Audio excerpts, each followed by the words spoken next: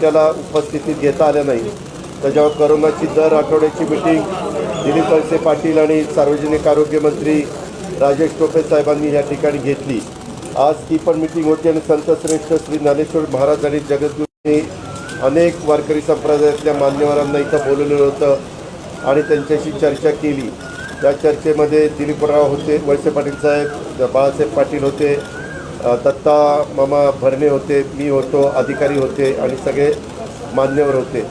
तर त्याच्यात त्यांनी त्यांची भूमिका मांडलेली आहे. त्यांचा बहुतेकांचा आग्रह आहे की बाबा आम्ही कमीत कमी लोक मिळून ते पालखी त्या ठिकाणी काढतो आणि त्याला मान्यता द्या, पाहायला मिळते. आणि फलटणला पण ती संख्या पाहायला मिळते. पालखी निघताना त्यांचं म्हणणं इतर लोक येणार नाहीत, गर्दी होणार नाही, आम्ही व्यवस्थितपणे त्या सगळ्या गोष्टी करू.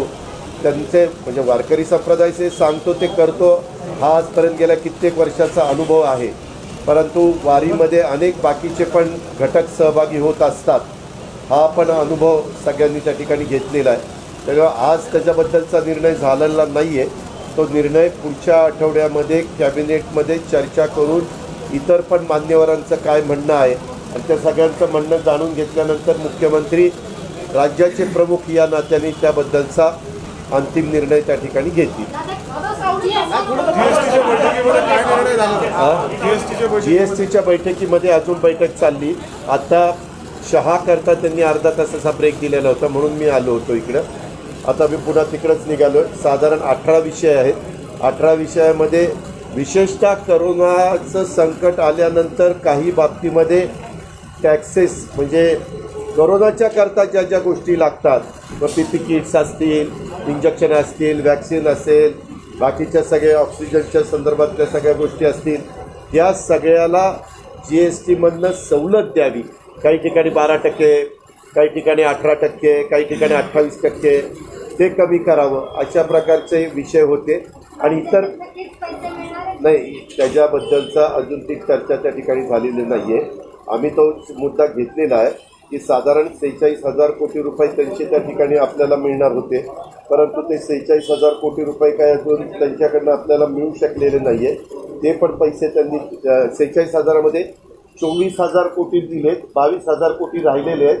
तर ते पण सगळ्याच राज्यांची ती मागणी आहे. कारण बऱ्याचशा राज्यांचे स्वतः मुख्यमंत्रीच फायनान्स मिनिस्टर आहेत, काहींचे उपमुख्यमंत्री फायनान्स मिनिस्टर आहेत, रेग्युलर फायनान्स मिनिस्टर म्हणजे मंत्रीगण, अशी सगळ्यांच्या उपस्थितीमध्ये ती बैठक चालू झालेली आहे.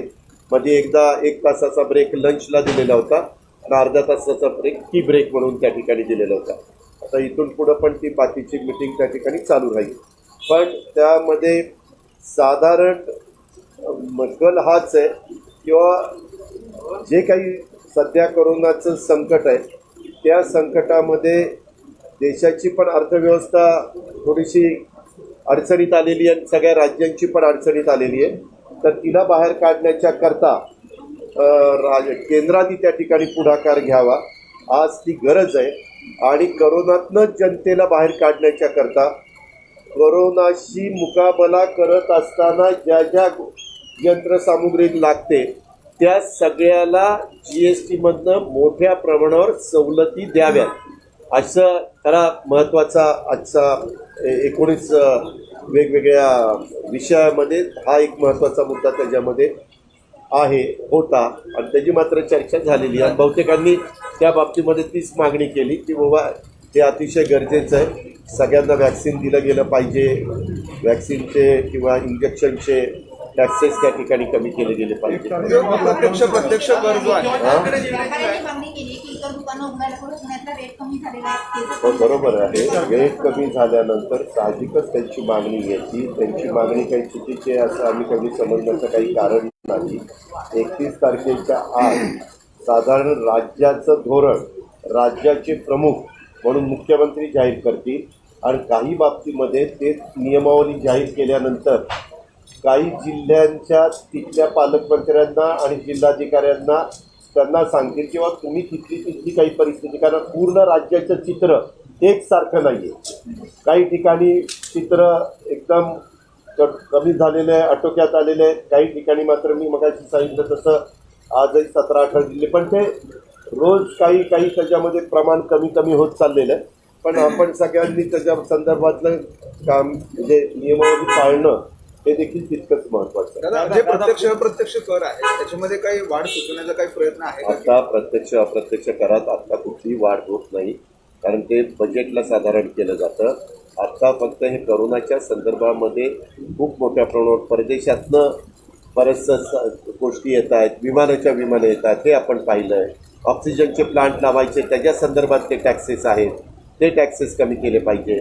उद्याच्याला कुणी जर गुंतवणूक करायचं म्हटलं तर त्याचे टॅक्सेस कमी जर केले तर गुंतवणूक करणारा थोडासा प्राधान्याने गुंतवणूक करण्याचा विचार करेल, ही त्याच्या पाठीमागची साधारण कल्पना सर्वांची आहे. आणि केंद्राची पण तीच भूमिका पहिल्यांदा त्यांनी जे प्रास्ताविक केलं आणि जी काही भूमिका मांडली त्याच्यामध्ये आम्हाला पाहायला मिळालं. दादा, दुकानदार नाईलाजाने शटर डाऊन करून व्यवसाय करतात, पुण्यामध्ये मोठ्या प्रमाणात पाहिलं. हो का, आता जेवढं काही नियम पाळायचा प्रयत्न करता येईल तेवढं सगळेजण त्या ठिकाणी पाळतात.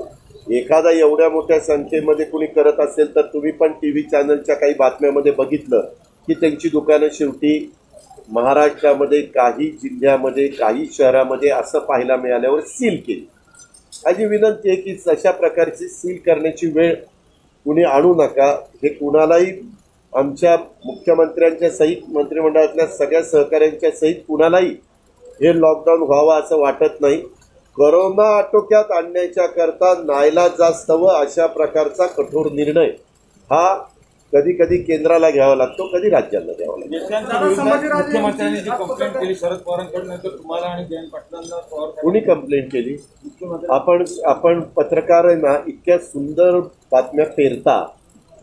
मला स्वतः पवार साहेबांनी 3 दिवसापूर्वी सांगितलं होतं की अजित तू सकाळी 8:30ला मला भेटायचं. जयंतरावांना 9ची वेळ दिलेली होती. पवार साहेब आमचे नेते आहेत, त्याच्यावर त्यांनी बोलवल्यानंतर आम्ही लगेचच तिथं जातो आणि त्या प्रकारे मी गेलेलो होतो. असं कुठंही साहेब म्हटले नाही आणि मुख्यमंत्री पण मला काही म्हटलेलं नाही. काही कंप्लेंट सगळं अतिशय व्यवस्थित चाललेलं आहे. तुम्ही कुठंतरी त्याला दृष्ट लावण्याचं काम करू नका. आपल्या कानावर जर कोणी सांगितलं असेल तर ते साफ चुकीचं आहे, बिनबुडाचं आहे. त्याच्यामध्ये नका एवढं देखील तथ्य नाही.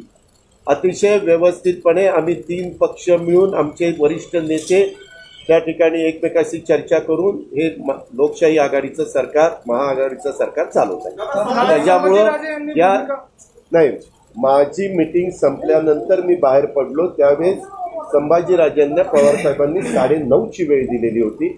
माझं फक्त दारात तेवढी भेट झाली. आम्ही नमस्कार केला, त्यांनी नमस्कार केला. ते म्हणले मी पवारसाहेबांची वेळ घेतली, 9:30ची वेळ होती. मला काही गोष्टी मराठा आरक्षणाच्या संदर्भामध्ये साहेबांशी बोलायच्या. त्यांनी भूमिका देखील मांडलेली आहे की त्यांनी राज्य शासनाला अशी विनंती केली की 342 नुसार राज्यपालांच्या माध्यमातून ऐका ना, राज्य सरकारला जी विनंती केली ते त्यांनी मुख्यमंत्र्यांची वेळ घेतलेली होती. मुख्यमंत्री त्यांच्याशी काही ते बोलले असतील, कारण कॅबिनेट झाल्यानंतर बाकीच्या आमच्या मिटिंग झाल्यावर आजच्या मिटिंगच्या करता आम्ही पुण्याला त्या ठिकाणी रात्री निघालो. आणि दुसरी गोष्ट, या सगळ्या गोष्टी घडत असताना त्याच्यामध्ये स्वतः राज्य सरकारने पुढाकार घेऊन दिलीप भोसले जे अलाहाबादचे हायकोर्टाचे चीफ जस्टिस होते, ते आता रिटायर झालेले आहेत. त्यांच्या अध्यक्षतेखाली तज्ज्ञ लोकांची कमिटी केलेली आहे. ते बसतात. मी मध्ये त्यांना फोन केला होता. ते म्हणले की मला आता हे काम मिळालेलं आहे, मी अतिशय जबाबदारीनं ते काम पार पाडणार आहे आणि ते काय म्हणतील तो अहवाल, त्यांचं जे काही मत येईल ते सरकारच्या पुढे येईल आणि त्याच्यानंतर सरकार त्याबद्दलची भूमिका स्पष्ट करेल. त्याचबरोबर अशोकराव चव्हाणांच्या नेतृत्वाखाली दिलीप वळसे पाटील, बाळासाहेब थोरात, एकनाथराव शिंदे असे सगळे मान्यवर त्या कमिटीमध्ये त्यांच्याही सातत्याने बैठका त्या ठिकाणी होत आहेत, तेही बसत आहेत. आणि याच्यामध्ये कुठल्याही प्रकारचा राजकारण न आणता, कुठल्याही इतर समाजावर अन्याय न होऊन देता मराठा समाजाला आरक्षणाच्या बाबतीमध्ये सुप्रीम कोर्टाने जो निकाल दिलेला आहे, तो निकाल दिल्यानंतर तो निकाल काहीतरी 3-2 असा दिलेला आहे, परंतु शेवटी निकाल तो निकालच आहे. न्यायालयाने दिलेल्या निकालाचा आदरच करायचा असतो. परंतु त्याच्यात पुन्हा काही वेगळी साथ मिळते का, वेगळा रस्ता मिळतोय का, त्याच्याकरता ह्या सगळ्या तज्ज्ञांची समिती नेमलेली आहे. ते जे काही सांगतील तशा पद्धतीनं पुढं जाण्याची भूमिका मंत्रिमंडळातल्या सर्व सहकाऱ्यांशी चर्चा करून राज्याचे प्रमुख म्हणून मुख्यमंत्री घेतील. चंद्रपूरचा निर्णय चुकला असेल. चंद्रपूरचा जो निर्णय आहे त्या कोणाने दारूच्या बाबतीत जो काही तुम्ही निर्णय घेतला गेला नाही त्याच्यामध्ये नाही हे 2017 साली सभागृहामध्ये उत्तर दिलेलं होतं. त्यावेळेच्या एक्साईज मिनिस्टरनी की आम्ही कमिटी करू. रमानाथ झा म्हणून अधिकाऱ्यांचं नाव तुम्हाला ऐकून माहिती असेल. त्यांच्या अध्यक्षतेखाली समिती केलेली होती आणि त्यांनी सांगितलं की बाबा हे केल्यानंतर तिथं काही गोष्टी म्हणजे चुकीच्या घडायला लागलेल्या आहेत. तिथं दारूच्या पट्ट्या वाढल्या, बाहेरनं दारू मोठ्या प्रमाणावर यायला लागल्या, असं बरंच काय तो अहवाल मी वाटल्यास तुम्हाला वाचायला देऊ शकतो. आणि त्याच्यानंतर सभागृहामध्ये दिलेल्या उत्तराच्या अनुषंगाने या सगळ्याची एक म्हणणं जाणून घेऊन आणि नंतर मंत्रिमंडळाने तो निर्णय घेतला.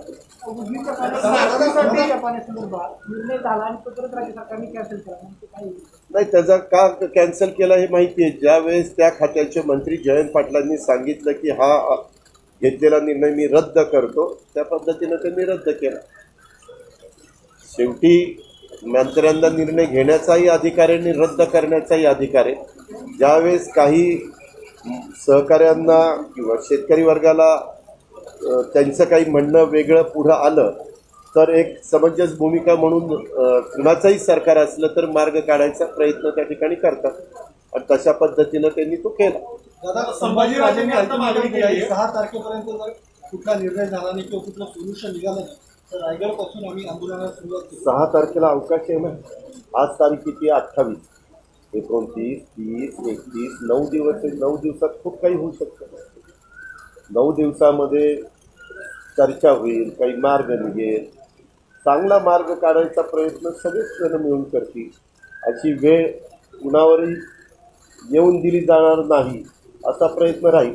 पण काहींना संभाजीराजेंना नाही, काहींना त्याच्यातनं राजकारण करून काही स्वतःचं हितच साधायचं असेल तर त्याच्यामध्ये काही पक्षांनी जाहीर केलं कुणी आंदोलन केलं की आमचा पाठिंबा आहे. अरे कशा करता आंदोलन काय त्याची जरा माहिती घ्यायची. काही जरा न बोलते मराठा समाजाला रस्त्यावर उतरण्याचं देखील आवाहन केलंय कुणी. ठीक आहे आता किती मग सगळा समाज आता अजित पवार राजेश टोपे सहित आम्हाला रस्त्यावर उतरावं लागेल कारण आम्ही पण मराठा समाजामध्ये मोडतो. ऐकावं लागेल दादांचं. सरकार त्याबद्दलची भूमिका स्पष्ट करेल. त्याचबरोबर अशोकराव चव्हाणांच्या नेतृत्वाखाली दिलीप वळसे पाटील, बाळासाहेब थोरात, एकनाथराव शिंदे असे सगळे मान्यवर त्या कमिटीमध्ये त्यांच्याही सातत्याने बैठका त्या ठिकाणी होत आहेत. तेही बसत आहेत आणि ह्याच्यामध्ये कुठल्याही प्रकारचा राजकारण न आणता कुठल्याही इतर समाजावर अन्याय न होऊन देता मराठा समाजाला आरक्षणाच्या बाबतीमध्ये सुप्रीम कोर्टाने जो निकाल दिलेला आहे तो निकाल दिल्यानंतर तो निकाल काहीतरी 3-2 असा दिलेला आहे. परंतु शेवटी निकाल तो निकालच आहे. न्यायालयाने दिलेल्या निकालाचा आदरच करायचा असतो. परंतु त्याच्यात पुन्हा काही वेगळी साथ मिळते का, वेगळा रस्ता मिळतोय का, त्याच्याकरता ह्या सगळ्या तज्ज्ञांची समिती नेमलेली आहे.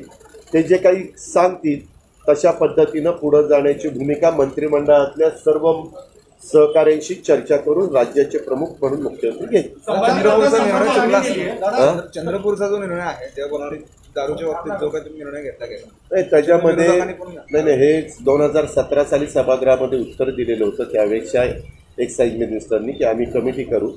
रमानाथ झा म्हणून अधिकाऱ्यांचं नाव तुम्हाला ऐकून माहिती असेल.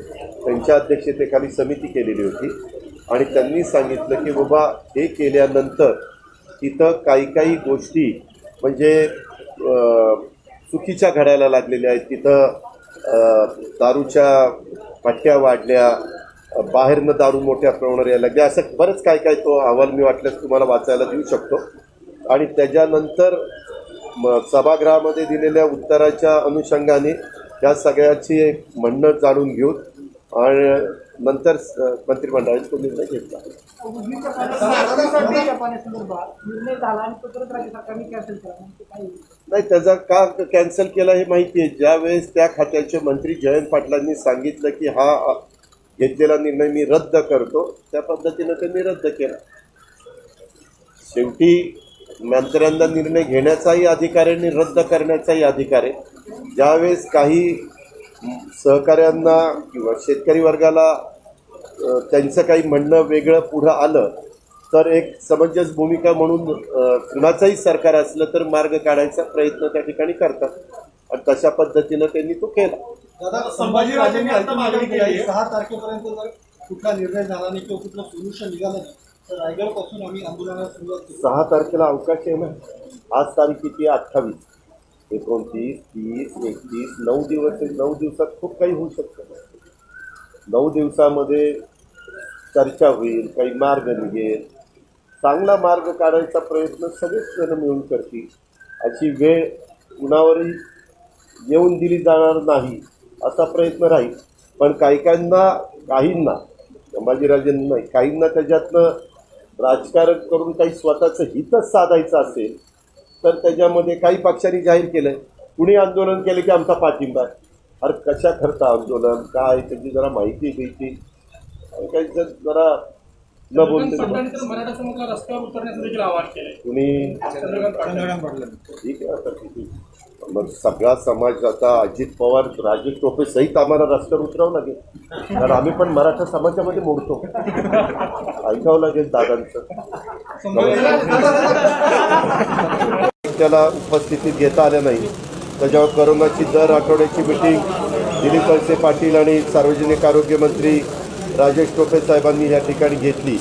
आज ती पण मिटिंग होती आणि संतश्रेष्ठ श्री ज्ञानेश्वर महाराज आणि जगद्गुरूंनी अनेक वारकरी संप्रदायातल्या मान्यवरांना इथं बोलवलेलं होतं आणि त्यांच्याशी चर्चा केली. त्या चर्चेमध्ये दिलीपराव होते, वळसे पाटील साहेब, बाळासाहेब पाटील होते, दत्ता मामा भरणे होते, मी होतो, अधिकारी होते आणि सगळे मान्यवर होते. तर त्याच्यात त्यांनी त्यांची भूमिका मांडलेली आहे. त्यांचा बहुतेकांचा आग्रह आहे की बाबा आम्ही कमीत कमी लोक मिळून ते पालखी त्या ठिकाणी काढतो आणि त्याला मान्यता द्या, पाहायला मिळते. आणि फलटणला पण ती संख्या पाहायला मिळते. पालखी निघताना त्यांचं म्हणणं इतर लोक येणार नाहीत, गर्दी होणार नाही, आम्ही व्यवस्थितपणे त्या सगळ्या गोष्टी करू. त्यांचे म्हणजे वारकरी संप्रदायाचे सांगतो ते करतो हा आजपर्यंत गेल्या कित्येक वर्षाचा अनुभव आहे. परंतु वारीमध्ये अनेक बाकीचे पण घटक सहभागी होत असतात, हा पण अनुभव सगळ्यांनी त्या ठिकाणी घेतलेला आहे. त्यामुळे आज त्याच्याबद्दलचा निर्णय झालेला नाही आहे.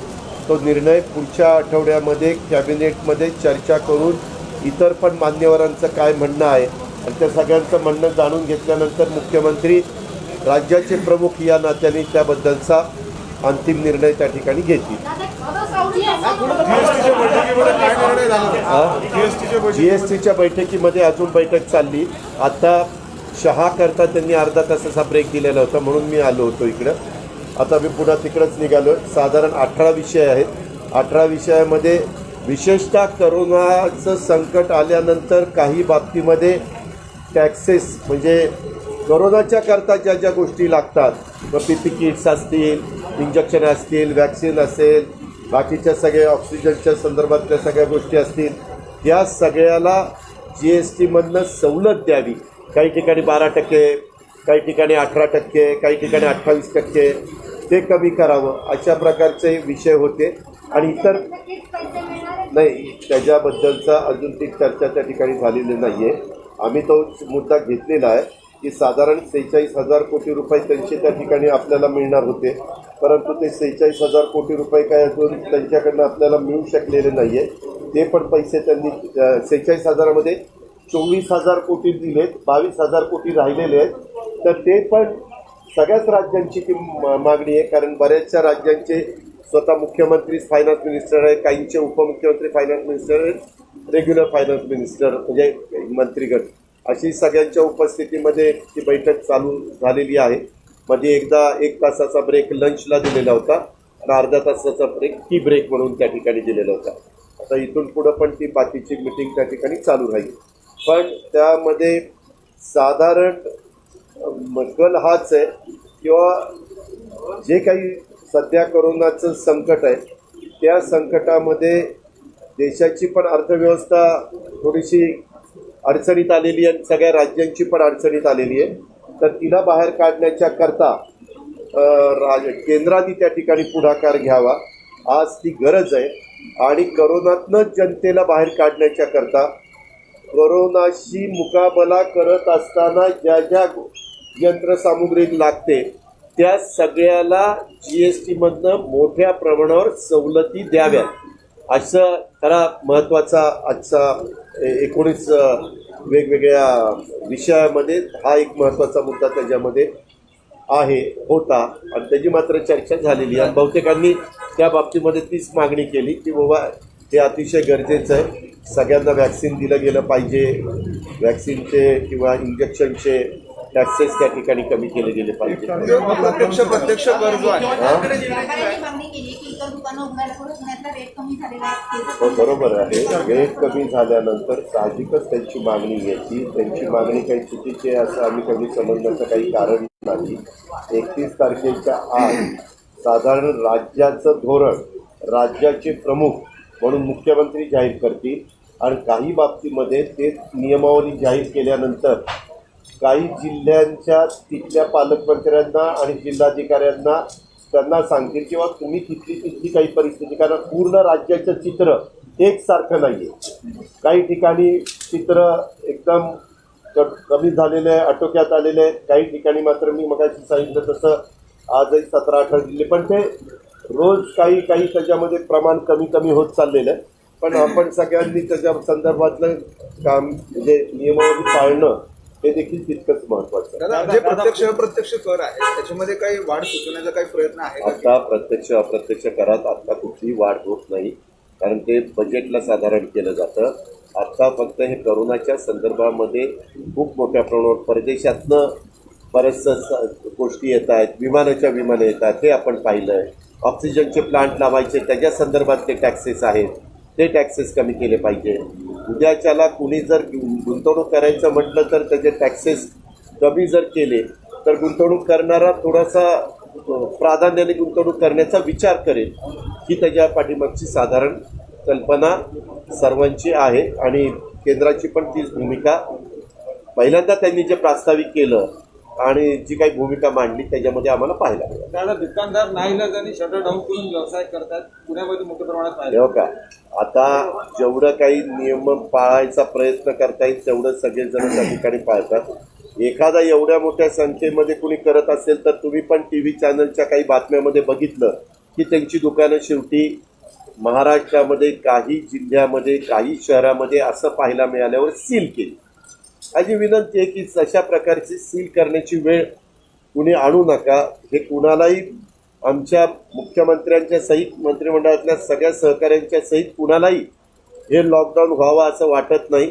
कोरोना आटोक्यात आणण्याच्या करता नाईलाजास्तव अशा प्रकारचा कठोर निर्णय हा कधी केंद्राला घ्यावा लागतो, कधी राज्यांना घ्यावा लागतो. देशांच्या विरुद्ध मुख्यमंत्र्यांनी जी कंप्लेंट केली शरद पवारांकडे, नंतर तुम्हाला आणि जयंत पाटलांना पवार कुणी कंप्लेंट केली? आपण पत्रकार आहे ना, इतक्या सुंदर बातम्या पेरता. मला स्वतः पवार साहेबांनी 3 दिवसापूर्वी सांगितलं होतं की अजित तू सकाळी 8:30ला मला भेटायचं. जयंतरावांना 9ची वेळ दिलेली होती. पवार साहेब आमचे नेते आहेत, त्याच्यावर त्यांनी बोलवल्यानंतर आम्ही लगेचच तिथं जातो आणि त्या प्रकारे मी गेलेलो होतो. असं कुठंही साहेब म्हटले नाही आणि मुख्यमंत्री पण मला काही म्हटलेलं नाही. काही कंप्लेंट सगळं अतिशय व्यवस्थित चाललेलं आहे. तुम्ही कुठंतरी त्याला दृष्टी लावण्याचं काम करू नका. आपल्या कानावर जर कोणी सांगितलं असेल तर ते साफ चुकीचं आहे, बिनबुडाचं आहे. त्याच्यामध्ये नका एवढं देखील तथ्य नाही. अतिशय व्यवस्थितपणे आम्ही 3 पक्ष मिळून आमचे वरिष्ठ नेते त्या ठिकाणी एकमेकाशी चर्चा करून हे लोकशाही आघाडीचं सरकार, महाआघाडीचं सरकार चालवत आहे. त्याच्यामुळं या नाही, माझी मीटिंग संपल्यानंतर मी बाहेर पडलो त्यावेळेस संभाजीराजेंना पवारसाहेबांनी 9:30ची वेळ दिलेली होती. माझं फक्त दारात तेवढी भेट झाली. आम्ही नमस्कार केला, त्यांनी नमस्कार केला. ते म्हणले मी पवार साहेबांची वेळ घेतली, 9:30ची वेळ होती, मला काही गोष्टी मराठा आरक्षणाच्या संदर्भामध्ये साहेबांशी बोलायच्या. मध्येच त्यांनी भूमिका देखील मांडलेली आहे की त्यांनी राज्य शासनाला अशी विनंती केली की 342 ए नुसार राज्यपालांच्या माध्यमातून ऐका ना, राज्य सरकारला जी विनंती केली ते त्यांनी मुख्यमंत्र्यांची वेळ घेतलेली होती. मुख्यमंत्री त्यांच्याशी काही ते बोलले असतील, कारण कॅबिनेट झाल्यानंतर बाकीच्या आमच्या मिटिंग झाल्यावर आजच्या मिटिंगच्या करता आम्ही पुण्याला त्या ठिकाणी रात्री निघालो. आणि दुसरी गोष्ट, या सगळ्या गोष्टी घडत असताना त्याच्यामध्ये स्वतः राज्य सरकारने पुढाकार घेऊन दिलीप भोसले जे अलाहाबादचे हायकोर्टाचे चीफ जस्टिस होते, ते आता रिटायर झालेले, त्यांच्या अध्यक्षतेखाली तज्ज्ञ लोकांची कमिटी केलेली आहे. ते बसतात. मी मध्ये त्यांना फोन केला होता, ते म्हणले की मला आता हे काम मिळालेलं आहे, मी अतिशय जबाबदारीनं ते काम पार पाडणार आहे आणि ते काय म्हणतील तो अहवाल, त्यांचं जे काही मत येईल ते सरकारच्या पुढे येईल आणि त्याच्यानंतर सरकार त्याबद्दलची भूमिका स्पष्ट करेल. त्याचबरोबर अशोकराव चव्हाणांच्या नेतृत्वाखाली दिलीप वळसे पाटील, बाळासाहेब थोरात, एकनाथराव शिंदे असे सगळे मान्यवर त्या कमिटीमध्ये, त्यांच्याही सातत्याने बैठका त्या ठिकाणी होत आहेत, तेही बसत आहेत. आणि याच्यामध्ये कुठल्याही प्रकारचा राजकारण न आणता, कुठल्याही इतर समाजावर अन्याय न होऊन देता, मराठा समाजाला आरक्षणाच्या बाबतीमध्ये सुप्रीम कोर्टाने जो निकाल दिलेला आहे, तो निकाल दिल्यानंतर तो निकाल काहीतरी 3-2 असा दिलेला आहे, परंतु शेवटी निकाल तो निकालच आहे. न्यायालयाने दिलेल्या निकालाचा आदरच करायचा असतो, परंतु त्याच्यात पुन्हा काही वेगळी साथ मिळते का, वेगळा रस्ता मिळतोय का, त्याच्याकरता ह्या सगळ्या तज्ज्ञांची समिती नेमलेली आहे.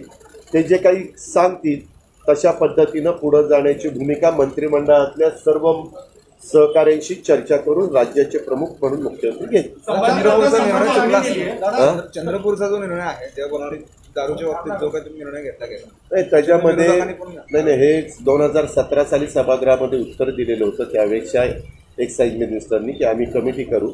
रमानाथ झा म्हणून अधिकाऱ्यांचं नाव तुम्हाला ऐकून माहिती असेल, त्यांच्या अध्यक्षतेखाली समिती केलेली होती आणि त्यांनी सांगितलं की बाबा हे केल्यानंतर तिथं काही गोष्टी म्हणजे चुकीच्या घडायला लागलेल्या आहेत. तिथं दारूच्या पट्ट्या वाढल्या, बाहेरनं दारू मोठ्या प्रमाणावर यायला लागल्या, असं बरंच काय तो अहवाल मी वाटल्यास तुम्हाला वाचायला देऊ शकतो. आणि त्याच्यानंतर सभागृहामध्ये दिलेल्या उत्तराच्या अनुषंगाने या सगळ्याची एक म्हणणं जाणून घेऊन आणि नंतर मंत्रिमंडळाने तो निर्णय घेतला.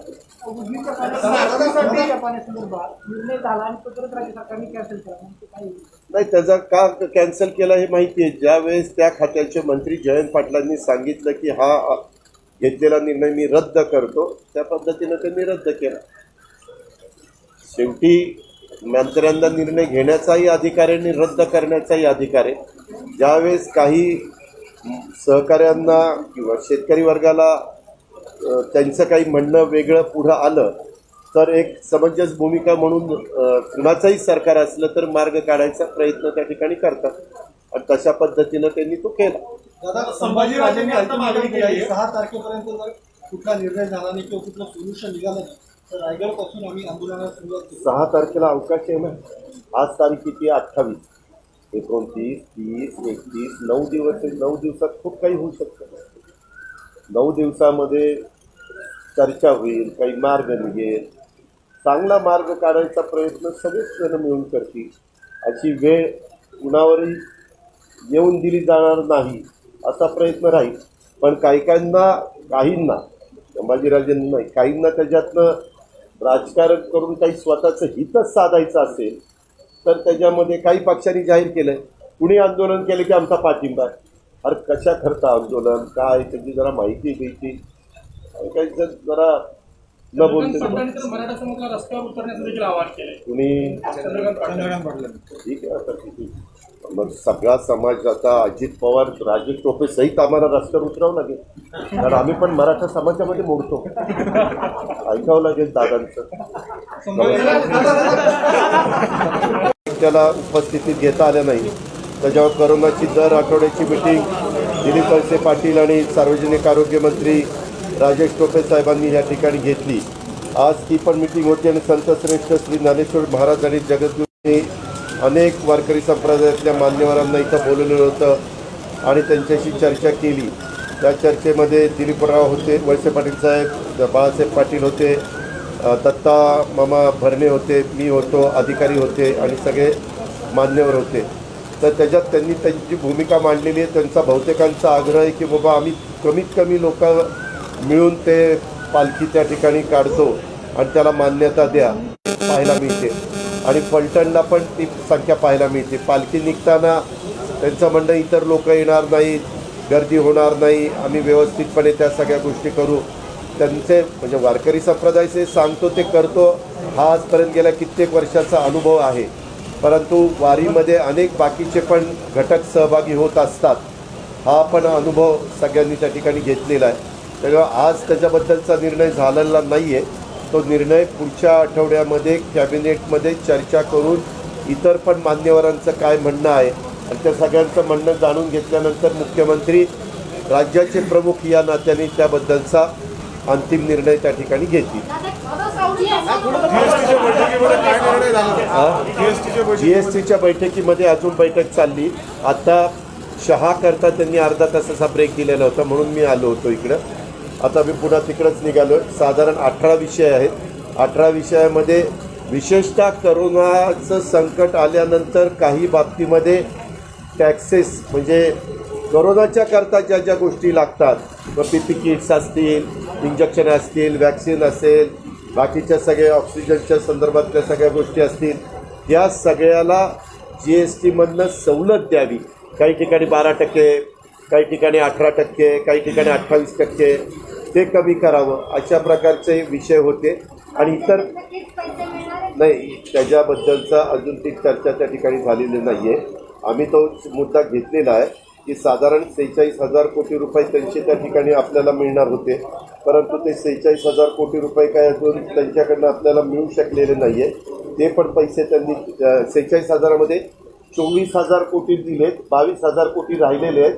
तर ते पण सगळ्याच राज्यांची ती मागणी आहे. कारण बऱ्याचशा राज्यांचे स्वतः मुख्यमंत्रीच फायनान्स मिनिस्टर आहे, काहींचे उपमुख्यमंत्री फायनान्स मिनिस्टर आहेत, रेग्युलर फायनान्स मिनिस्टर म्हणजे मंत्रीगण, अशी सगळ्यांच्या उपस्थितीमध्ये ती बैठक चालू झालेली आहे. मध्ये एकदा 1 तासाचा ब्रेक लंचला दिलेला होता आणि अर्धा तासाचा ब्रेक टी ब्रेक म्हणून त्या ठिकाणी दिलेला होता. आता इथून पुढं पण ती बाकीची मिटिंग त्या ठिकाणी चालू राहील. पण त्यामध्ये साधारण कल हाच आहे किंवा जे काही सध्या करोनाचं संकट आहे त्या संकटामध्ये देशाची पण अर्थव्यवस्था थोडीशी अडचणीत आलेली आहे, सगळ्या राज्यांची पण अडचणीत आलेली आहे. तर तिला बाहेर काढण्याच्या करता केंद्राने त्या ठिकाणी पुढाकार घ्यावा. आज ती गरज आहे. आणि करोनातनं जनतेला बाहेर काढण्याच्या करता करोनाशी मुकाबला करत असताना ज्या ज्या यंत्रसामुग्री लागते त्या सगळ्याला GSTमधनं मोठ्या प्रमाणावर सवलती द्याव्यात, असं खरा महत्त्वाचा आजचा 19 वेगवेगळ्या विषयामध्ये हा एक महत्त्वाचा मुद्दा त्याच्यामध्ये होता आणि त्याची मात्र चर्चा झालेली आहे. बहुतेकांनी त्या बाबतीमध्ये तीच मागणी केली की बाबा हे अतिशय गरजेचं आहे, सगळ्यांना वॅक्सिन दिलं गेलं पाहिजे, वॅक्सिनचे किंवा इंजेक्शनचे टॅक्सेस त्या ठिकाणी कमी केले गेले पाहिजे. प्रत्यक्ष कर जो आहे हो बरोबर आहे. रेट कमी झाल्यानंतर साहजिकच त्यांची मागणी येते. त्यांची मागणी काही चुकीची आहे असं आम्ही कधी समजण्याचं काही कारण नाही.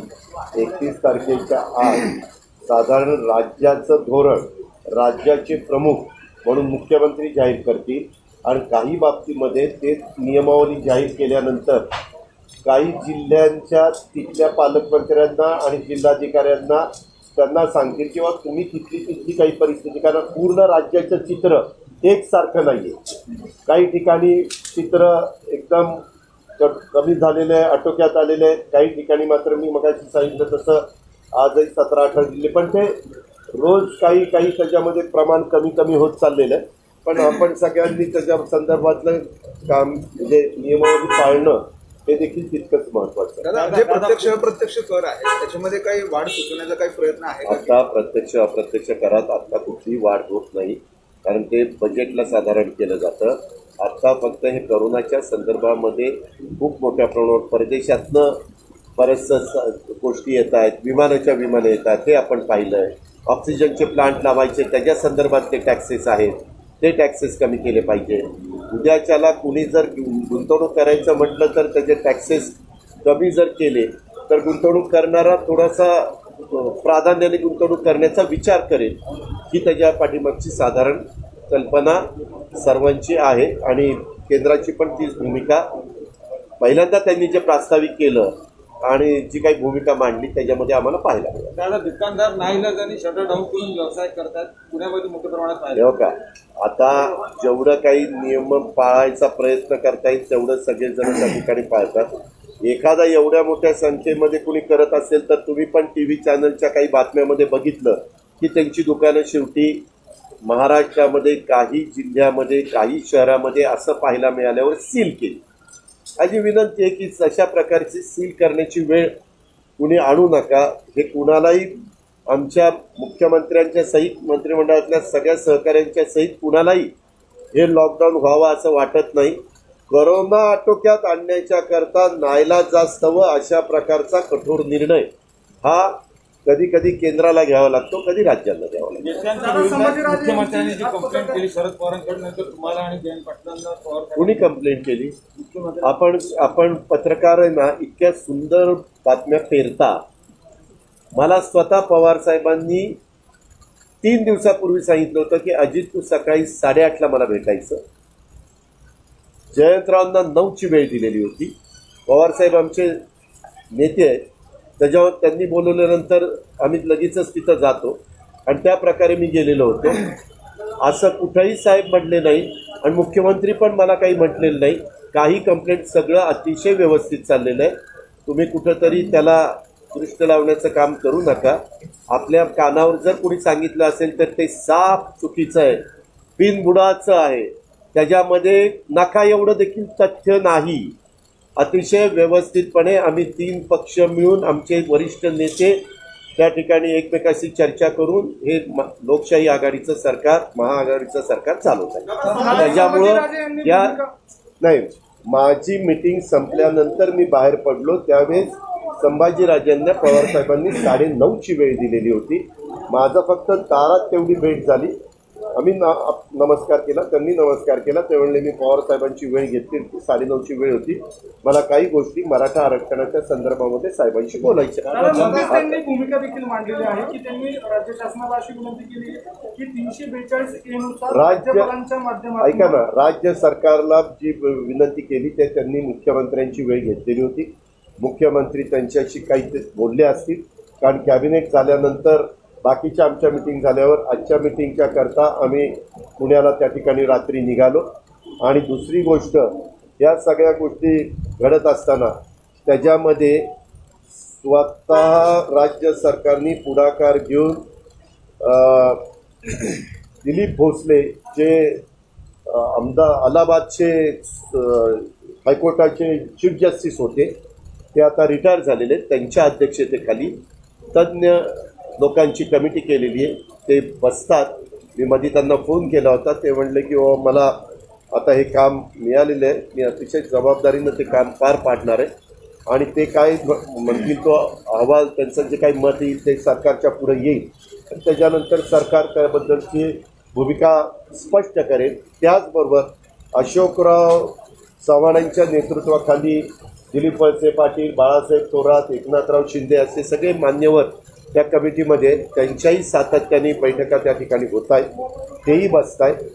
आणि याच्यामध्ये कुठल्याही प्रकारचा राजकारण न आणता, कुठल्याही इतर समाजावर अन्याय न होऊन देता मराठा समाजाला आरक्षणाच्या बाबतीमध्ये सुप्रीम कोर्टाने जो निकाल दिलेला आहे, तो निकाल दिल्यानंतर तो निकाल काहीतरी 3-2 असा दिलेला आहे, परंतु शेवटी निकाल तो निकालच आहे.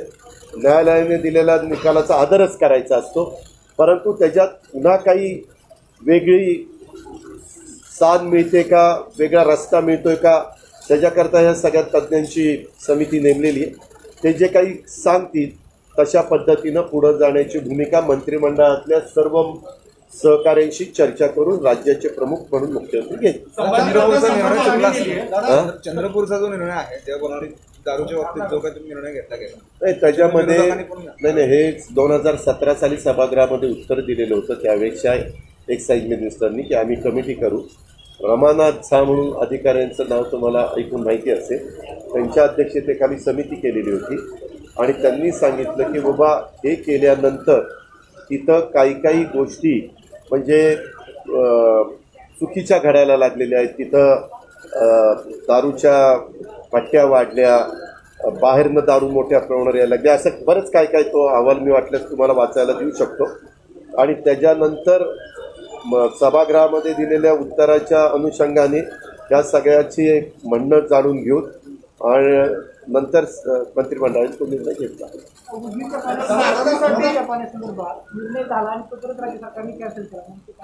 नाही त्याचा का कॅन्सल केला हे माहिती आहे. ज्यावेळेस त्या खात्याचे मंत्री जयंत पाटलांनी सांगितलं की हा घेतलेला निर्णय मी रद्द करतो, त्या पद्धतीनं त्यांनी रद्द केला. शेवटी मंत्र्यांना निर्णय घेण्याचाही अधिकार आहे आणि रद्द करण्याचाही अधिकार आहे. ज्यावेळेस काही सहकाऱ्यांना किंवा शेतकरी वर्गाला त्यांचं काही म्हणणं वेगळं पुढं आलं तर एक समंजस भूमिका म्हणून कुणाचंही सरकार असलं तर मार्ग काढायचा प्रयत्न त्या ठिकाणी करतात आणि तशा पद्धतीनं त्यांनी तो केला. दादा संभाजीराजेंनी अंतिम मागणी केली आहे 6 तारखेपर्यंत जर कुठला निर्णय झाला नाही किंवा कुठलं सोल्युशन निघालं नाही तर रायगडपासून आम्ही आंदोलनाला सुरुवात केली. 6 तारखेला अवकाश आहे ना. आज तारीख किती? 28, 29, 30, 31, 9 दिवस आहे. 9 दिवसात खूप काही होऊ शकतं. 9 दिवसामध्ये चर्चा होईल, काही मार्ग निघेल, चांगला मार्ग काढायचा प्रयत्न सगळेच जण मिळून करतील. अशी वेळ कुणावरही येऊन दिली जाणार नाही असा प्रयत्न राहील. पण काहींना संभाजीराजेंना नाही, काहींना त्याच्यातनं राजकारण करून काही स्वतःचं हितच साधायचं असेल तर त्याच्यामध्ये काही पक्षांनी जाहीर केलं कुणी आंदोलन केलं की आमचा पाठिंबा आहे. अरे कशा करता आंदोलन काय त्याची जरा माहिती घ्यायची. काही जरा न बोलते मराठा समाजाला रस्त्यावर उतरण्याचं देखील आवाहन केलंय कुणी. ठीक आहे आता किती मग सगळा समाज आता अजित पवार राजेश टोपे सहित आम्हाला रस्त्यावर उतरावं लागेल कारण आम्ही पण मराठा समाजामध्ये मोडतो. ऐकावं लागेल दादांचं. त्याला उपस्थितीत घेता आलं नाही. त्याच्यावर करोनाची दर आठवड्याची मिटिंग दिलीप वळसे पाटील आणि सार्वजनिक आरोग्य मंत्री राजेश टोपे साहेबांनी या ठिकाणी घेतली. आज ती पण मिटिंग होती आणि संतश्रेष्ठ श्री ज्ञानेश्वर महाराज आणि जगद्गुरूंनी अनेक वारकरी संप्रदायातल्या मान्यवरांना इथं बोलवलेलं होतं आणि त्यांच्याशी चर्चा केली. त्या चर्चेमध्ये दिलीपराव होते, वळसे पाटील साहेब, बाळासाहेब पाटील होते, दत्ता मामा भरणे होते, मी होतो, अधिकारी होते आणि सगळे मान्यवर होते. तर त्याच्यात त्यांनी त्यांची भूमिका मांडलेली आहे. त्यांचा बहुतेकांचा आग्रह आहे की बाबा आम्ही कमीत कमी लोक मिळून ते पालखी त्या ठिकाणी काढतो आणि त्याला मान्यता द्या पाहायला मिळते. आणि फलटणला पण ती संख्या पाहायला मिळते. पालखी निघताना त्यांचं म्हणणं इतर लोक येणार नाहीत, गर्दी होणार नाही, आम्ही व्यवस्थितपणे त्या सगळ्या गोष्टी करू. त्यांचे म्हणजे वारकरी संप्रदायाचे सांगतो ते करतो हा आजपर्यंत गेल्या कित्येक वर्षाचा अनुभव आहे. परंतु वारीमध्ये अनेक बाकीचे पण घटक सहभागी होत असतात. हा पण अनुभव सगळ्यांनी त्या ठिकाणी घेतलेला आहे. त्यामुळे आज त्याच्याबद्दलचा निर्णय झालेला नाही आहे. तो निर्णय पुढच्या आठवड्यामध्ये कॅबिनेटमध्ये चर्चा करून इतर पण मान्यवरांचं काय म्हणणं आहे आणि त्या सगळ्यांचं म्हणणं जाणून घेतल्यानंतर मुख्यमंत्री राज्याचे प्रमुख या नात्याने त्याबद्दलचा अंतिम निर्णय त्या ठिकाणी घेतील. जीएसटीच्या बैठकीमध्ये अजून बैठक चालली. आता शहा करता त्यांनी अर्धा तासाचा ब्रेक दिलेला होता म्हणून मी आलो होतो इकडं. आता मी पुन्हा तिकडंच निघालो. साधारण 18 विषय आहेत.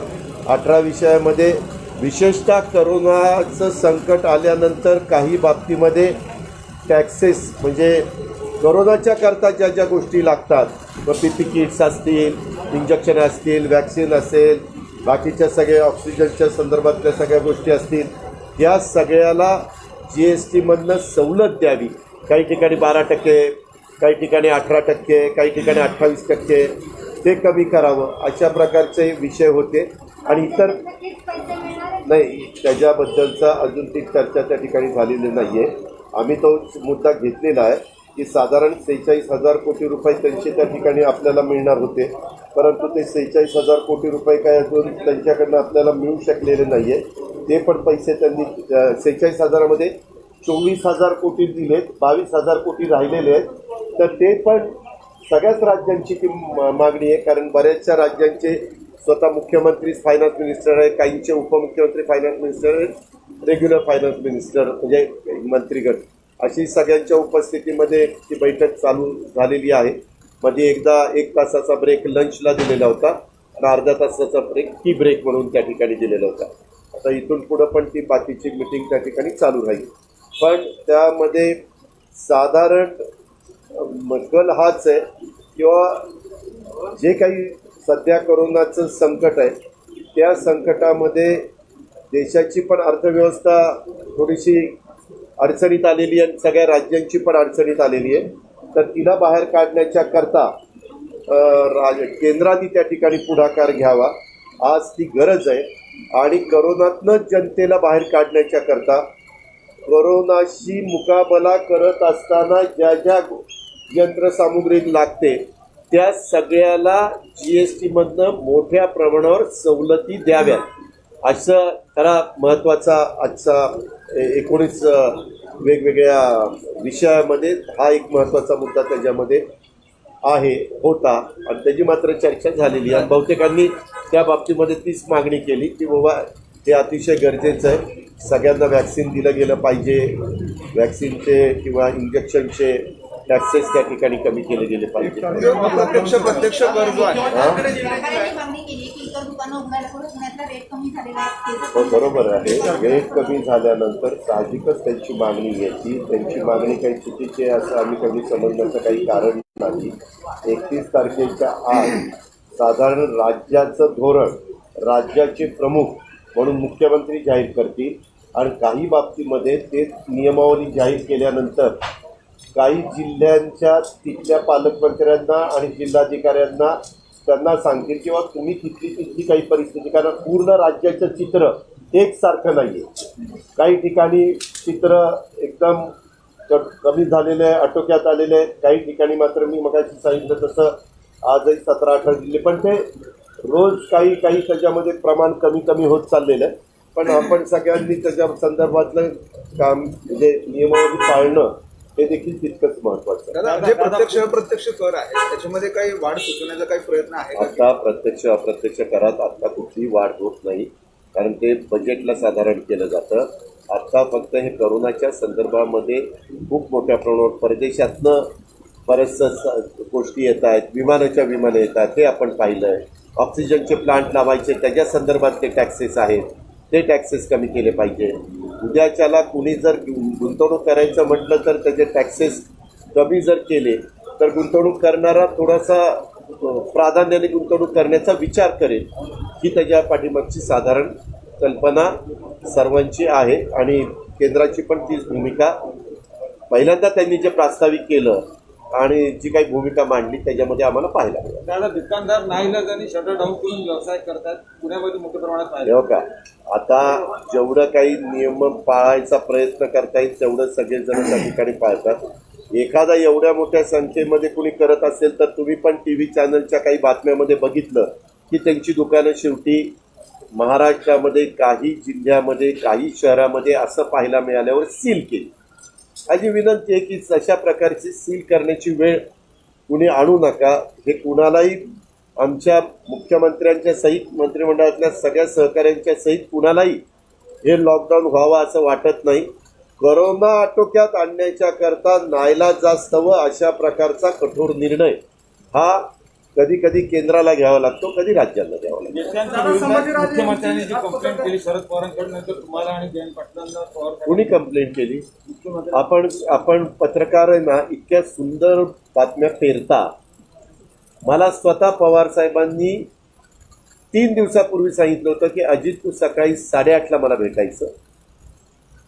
जयंतरावांना 9ची वेळ दिलेली होती. पवारसाहेब आमचे नेते आहेत, त्याच्यावर त्यांनी बोलवल्यानंतर आम्ही लगेचच तिथं जातो आणि त्या प्रकारे मी गेलेलो होतो. असं कुठंही साहेब म्हटले नाही आणि मुख्यमंत्री पण मला काही म्हटलेलं नाही. काही कंप्लेंट सगळं अतिशय व्यवस्थित चाललेलं आहे. तुम्ही कुठंतरी त्याला दृष्ट लावण्याचं काम करू नका. आपल्या कानावर जर कोणी सांगितलं असेल तर ते साफ चुकीचं आहे, बिनबुडाचं आहे. त्याच्यामध्ये नका एवढं देखील तथ्य नाही. अतिशय व्यवस्थितपणे आम्ही 3 पक्ष मिळून आमचे वरिष्ठ नेते त्या ठिकाणी एकमेकाशी चर्चा करून हे लोकशाही आघाडीचं सरकार, महाआघाडीचं सरकार चालवत आहे. त्याच्यामुळं या नाही, माझी मीटिंग संपल्यानंतर मी बाहेर पडलो त्यावेळेस संभाजीराजेंना पवारसाहेबांनी 9:30ची वेळ दिलेली होती. माझं फक्त दारात तेवढी भेट झाली. आम्ही नमस्कार केला, त्यांनी नमस्कार केला. ते म्हणले मी पवारसाहेबांची वेळ घेतली, 9:30ची वेळ होती. मला काही गोष्टी मराठा आरक्षणाच्या संदर्भामध्ये साहेबांशी बोलायच्या. त्यांनी भूमिका देखील मांडलेली आहे की त्यांनी राज्य शासनाला अशी विनंती केली की 342 नुसार राज्यपालांच्या माध्यमातून ऐका ना, राज्य सरकारला जी विनंती केली ते त्यांनी मुख्यमंत्र्यांची वेळ घेतलेली होती. मुख्यमंत्री त्यांच्याशी काही बोलले असतील, कारण कॅबिनेट झाल्यानंतर बाकीच्या आमच्या मिटिंग झाल्यावर आजच्या मिटिंगच्या करता आम्ही पुण्याला त्या ठिकाणी रात्री निघालो. आणि दुसरी गोष्ट, या सगळ्या गोष्टी घडत असताना त्याच्यामध्ये स्वतः राज्य सरकारने पुढाकार घेऊन दिलीप भोसले जे अलाहाबादचे हायकोर्टाचे चीफ जस्टिस होते, ते आता रिटायर झालेले आहेत. त्यांच्या अध्यक्षतेखाली तज्ज्ञ लोकांची कमिटी केलेली आहे. ते बसतात. मी मध्ये त्यांना फोन केला होता. ते म्हणले की मला आता हे काम मिळालेलं आहे, मी अतिशय जबाबदारीनं ते काम पार पाडणार आहे आणि ते काय म्हणतील तो अहवाल, त्यांचं जे काही मत येईल ते सरकारच्या पुढे येईल आणि त्याच्यानंतर सरकार त्याबद्दलची भूमिका स्पष्ट करेल. त्याचबरोबर अशोकराव चव्हाणांच्या नेतृत्वाखाली दिलीप वळसे पाटील, बाळासाहेब थोरात, एकनाथराव शिंदे असे सगळे मान्यवर त्या कमिटीमध्ये, त्यांच्याही सातत्याने बैठका त्या ठिकाणी होत आहेत, तेही बसत आहेत. आणि याच्यामध्ये कुठल्याही प्रकारचा राजकारण न आणता, कुठल्याही इतर समाजावर अन्याय न होऊन देता मराठा समाजाला आरक्षणाच्या बाबतीमध्ये सुप्रीम कोर्टाने जो निकाल दिलेला आहे, तो निकाल दिल्यानंतर तो निकाल काहीतरी 3-2 असा दिलेला आहे, परंतु शेवटी निकाल तो निकालच आहे. न्यायालयाने दिलेल्या निकालाचा आदरच करायचा असतो. परंतु त्याच्यात पुन्हा काही वेगळी साथ मिळते का, वेगळा रस्ता मिळतोय का, त्याच्याकरता ह्या सगळ्या तज्ज्ञांची समिती नेमलेली आहे. ते जे काही सांगतील तशा पद्धतीनं पुढं जाण्याची भूमिका मंत्रिमंडळातल्या सर्व सहकाऱ्यांशी चर्चा करून राज्याचे प्रमुख म्हणून मुख्यमंत्री घेतील. चंद्रपूरचा जो निर्णय आहे त्या कोणाने दारूच्या बाबतीत जो काही तुम्ही निर्णय घेतला गेला नाही, त्याच्यामध्ये नाही, हे 2017 साली सभागृहामध्ये उत्तर दिलेलं होतं. त्यावेळेच्या एक्साईज मिनिस्टरनी की आम्ही कमिटी करू. रमानाथ झा म्हणून अधिकाऱ्यांचं नाव तुम्हाला ऐकून माहिती असेल, त्यांच्या अध्यक्षतेखाली समिती केलेली होती आणि त्यांनी सांगितलं की बाबा हे केल्यानंतर तिथं काही गोष्टी म्हणजे चुकीच्या घडायला लागलेल्या आहेत. तिथं दारूच्या पट्ट्या वाढल्या, बाहेरनं दारू मोठ्या प्रमाणावर यायला लागल्या, असं बरंच काय तो अहवाल मी वाटल्यास तुम्हाला वाचायला देऊ शकतो. आणि त्याच्यानंतर सभागृहामध्ये दिलेल्या उत्तराच्या अनुषंगाने या सगळ्याची एक म्हणणं जाणून घेऊन आणि नंतर मंत्रिमंडळाने तो निर्णय घेतला.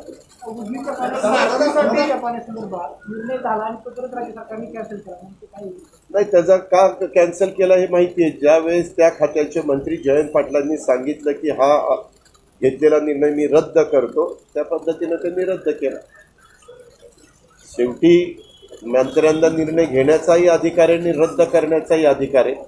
ज्यावेळेस काही सहकाऱ्यांना किंवा शेतकरी वर्गाला त्यांचं काही म्हणणं वेगळं पुढं आलं तर एक समंजस भूमिका म्हणून कुणाचंही सरकार असलं तर मार्ग काढायचा प्रयत्न त्या ठिकाणी करतात आणि तशा पद्धतीनं त्यांनी तो केला.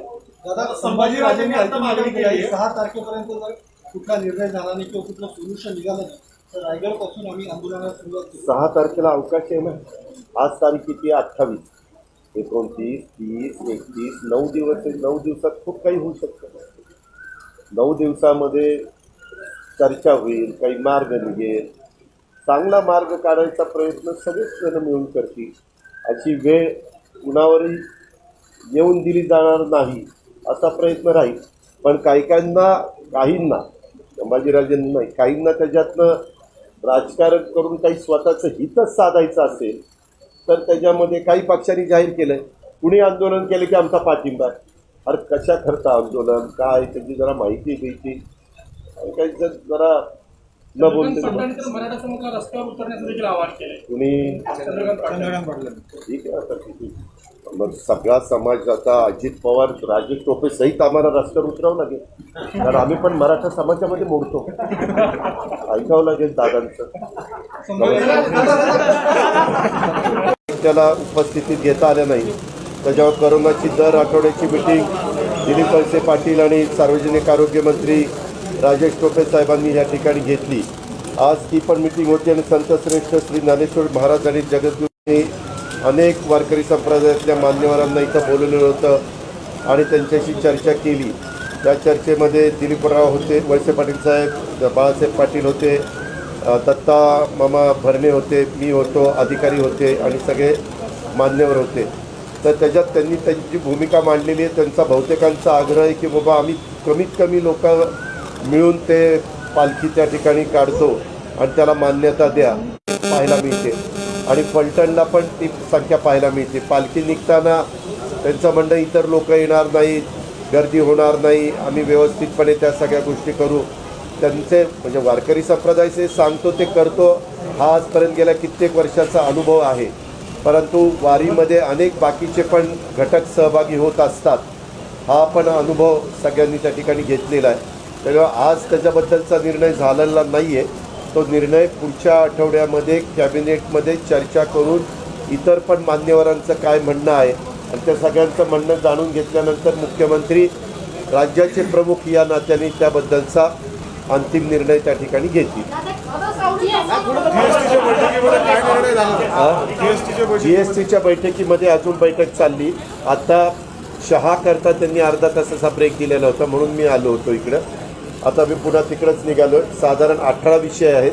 18 विषयामध्ये विशेषतः करोनाचं संकट आल्यानंतर काही बाबतीमध्ये टॅक्सेस म्हणजे करोनाच्या करता ज्या ज्या गोष्टी लागतात, PPE किट्स असतील, इंजेक्शन असतील, वॅक्सिन असेल, बाकीच्या सगळ्या ऑक्सिजनच्या संदर्भातल्या सगळ्या गोष्टी असतील, या सगळ्याला GSTमधनं सवलत द्यावी. काही ठिकाणी 12%, काही ठिकाणी 18%, काही ठिकाणी 28%, ते कमी करावं अशा प्रकारचे विषय होते. आणि इतर नाही त्याच्याबद्दलचा अजून ती चर्चा त्या ठिकाणी झालेली नाही आहे.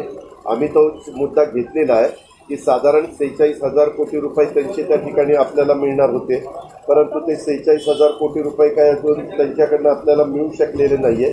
ते पण पैसे त्यांनी 46,000मध्ये 24,000 कोटी दिलेत, 22,000 कोटी राहिलेले आहेत. तर ते पण सगळ्याच राज्यांची ती मागणी आहे, कारण बऱ्याचशा राज्यांचे स्वतः मुख्यमंत्रीच फायनान्स मिनिस्टर आहेत, काहींचे उपमुख्यमंत्री फायनान्स मिनिस्टर आहेत, रेग्युलर फायनान्स मिनिस्टर म्हणजे मंत्रीगण, अशी सगळ्यांच्या उपस्थितीमध्ये ती बैठक चालू झालेली आहे. मध्ये एकदा 1 तासाचा ब्रेक लंचला दिलेला होता आणि अर्धा तासाचा ब्रेक टी ब्रेक म्हणून त्या ठिकाणी दिलेला होता. आता इथून पुढं पण ती बाकीची मिटिंग त्या ठिकाणी चालू राहील.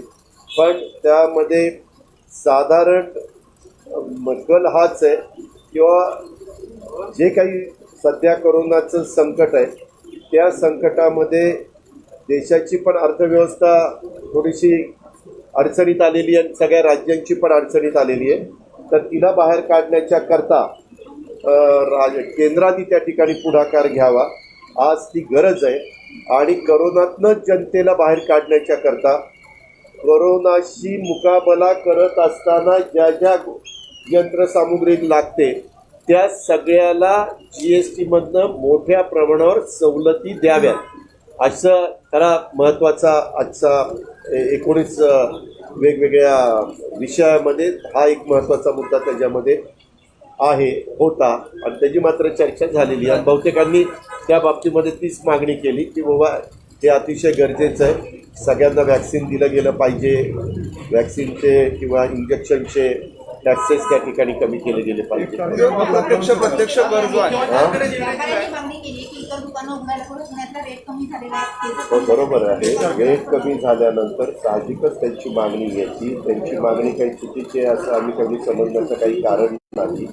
31 तारखेच्या आत साधारण राज्याचं धोरण राज्याचे प्रमुख म्हणून मुख्यमंत्री जाहीर करतील आणि काही बाबतीमध्ये ते नियमावली जाहीर केल्यानंतर काही जिल्ह्यांच्या तिथल्या पालकमंत्र्यांना आणि जिल्हाधिकाऱ्यांना त्यांना सांगतील किंवा तुम्ही तिथली काही परिस्थिती, कारण पूर्ण राज्याचं चित्र एकसारखं नाही आहे. काही ठिकाणी चित्र एकदम कमी झालेलं आहे, आटोक्यात आलेलं आहे. काही ठिकाणी मात्र मी मगाशी सांगितलं तसं आजही 17-18 जिल्हे, पण ते रोज काही त्याच्यामध्ये प्रमाण कमी होत चाललेलं आहे.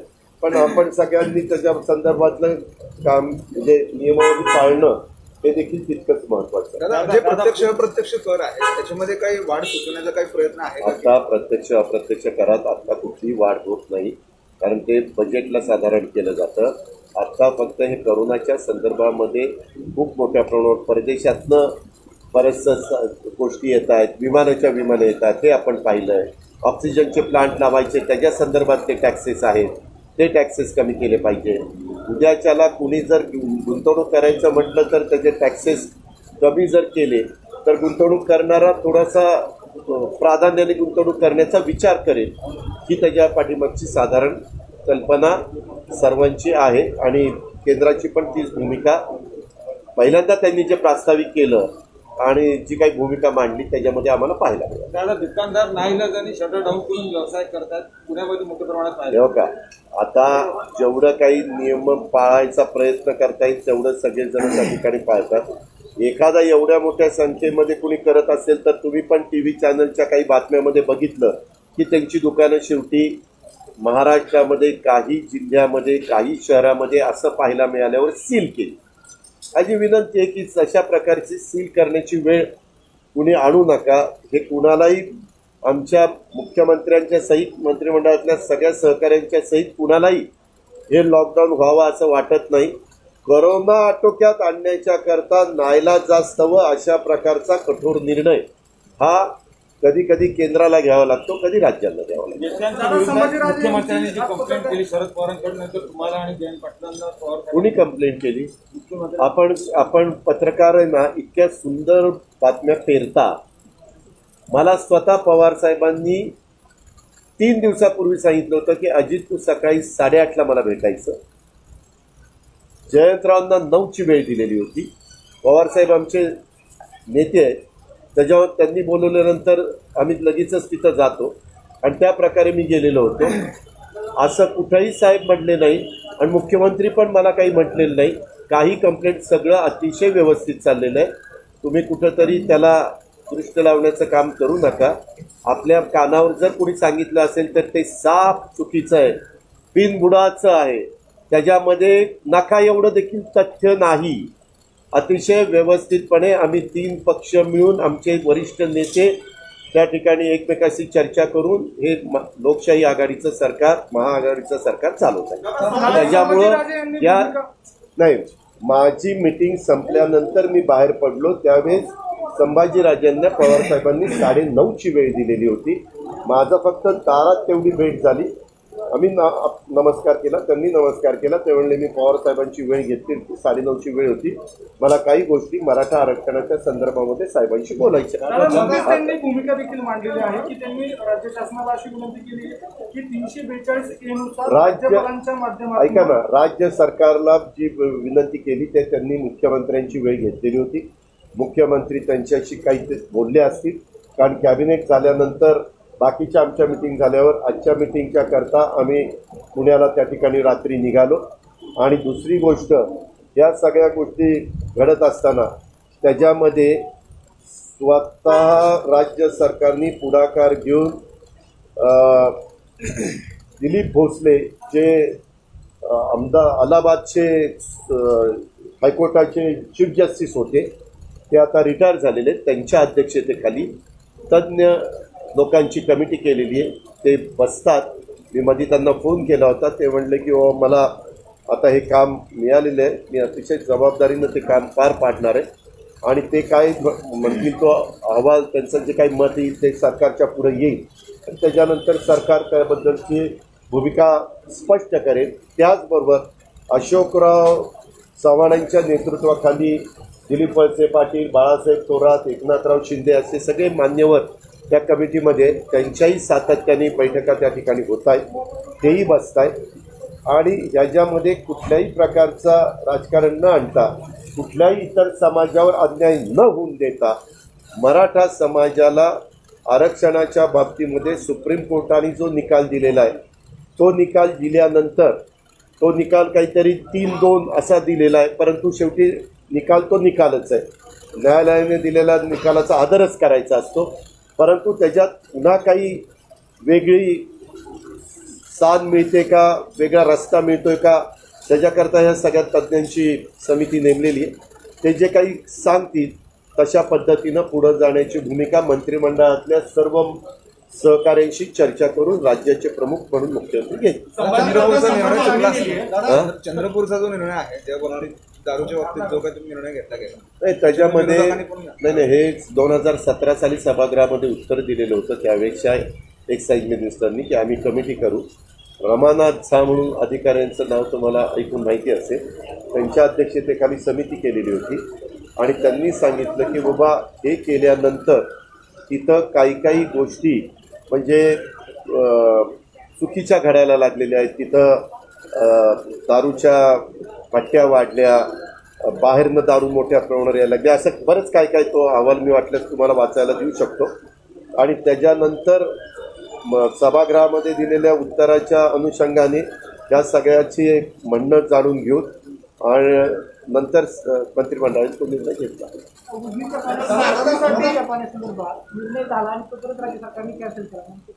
नाही त्याचा का कॅन्सल केला हे माहिती आहे. ज्यावेळेस त्या खात्याचे मंत्री जयंत पाटलांनी सांगितलं की हा घेतलेला निर्णय मी रद्द करतो, त्या पद्धतीनं त्यांनी रद्द केला. शेवटी मंत्र्यांना निर्णय घेण्याचाही अधिकार आहे आणि रद्द करण्याचाही अधिकार आहे. ज्यावेळेस काही सहकाऱ्यांना किंवा शेतकरी वर्गाला त्यांचं काही म्हणणं वेगळं पुढं आलं तर एक समंजस भूमिका म्हणून कुणाचंही सरकार असलं तर मार्ग काढायचा प्रयत्न त्या ठिकाणी करतात आणि तशा पद्धतीनं त्यांनी तो केला. दादा संभाजीराजेंनी अंतिम मागणी केली आहे 6 तारखेपर्यंत जर कुठला निर्णय झाला नाही किंवा कुठलं सोल्युशन निघालं नाही तर रायगडपासून आम्ही आंदोलनाला सुरुवात केली. 6 तारखेला अवकाश आहे ना. आज तारीख किती? 28, 29, 30, 31, 9 दिवस आहे. 9 दिवसात खूप काही होऊ शकतं. 9 दिवसामध्ये चर्चा होईल, काही मार्ग निघेल, चांगला मार्ग काढायचा प्रयत्न सगळेच जण मिळून करतील.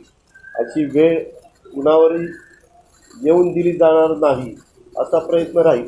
पण काहींना संभाजीराजेंना नाही, काहींना त्याच्यातनं राजकारण करून काही स्वतःचं हितच साधायचं असेल तर त्याच्यामध्ये काही पक्षांनी जाहीर केलं कुणी आंदोलन केलं की आमचा पाठिंबा आहे. अरे कशा करता आंदोलन काय त्याची जरा माहिती घ्यायची, काही जरा न बोलते मराठा समाजाला रस्त्यावर उतरण्याचं देखील आवाहन केलंय कुणी. ठीक आहे आता किती मग सगळा समाज आता अजित पवार राजेश टोपे सहित आम्हाला रस्त्यावर उतरावं लागेल, कारण आम्ही पण मराठा समाजामध्ये मोडतो. ऐकावं लागेल दादांचं. त्याला उपस्थितीत घेता आलं नाही त्याच्यावर करोनाची दर आठवड्याची मिटिंग दिलीप वळसे पाटील आणि सार्वजनिक आरोग्य मंत्री राजेश टोपे साहेबांनी या ठिकाणी घेतली. आज ती पण मिटिंग होती आणि संतश्रेष्ठ श्री ज्ञानेश्वर महाराज आणि जगद्गुरू अनेक वर्ग